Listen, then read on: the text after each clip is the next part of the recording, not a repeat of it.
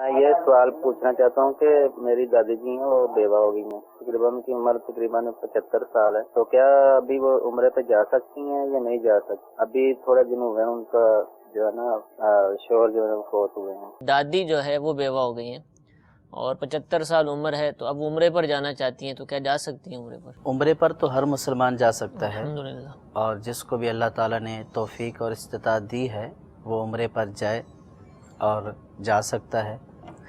लेकिन जो इन्होंने सवाल किया है वो ग़ालिबन ये किया है कि कुछ दिन पहले इनके दादा का इंतकाल हो गया, अब उनका जो है वो उम्रे पे जाने का इरादा है।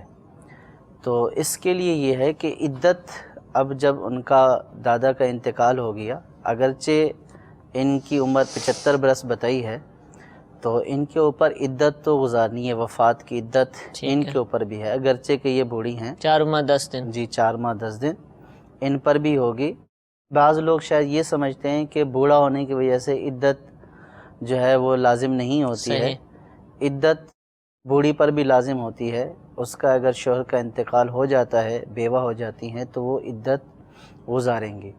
और इद्दत के दौरान जो है, इद्दत की मुद्दत के अंदर जो है उनका उम्रे के लिए जाना या बिला ज़रूरत जो है वो घर से बाहर निकलना बिला हाजत शरई, तो ये जाना या निकलना जायज़ नहीं है। ठीक है। तो इसलिए अगर सवाल ये था कि अब वो इद्दत में हैं, जा सकती हैं या नहीं, तो इसका जवाब यही है कि इद्दत के दौरान उनका उम्रे पर जाना जायज़ नहीं है।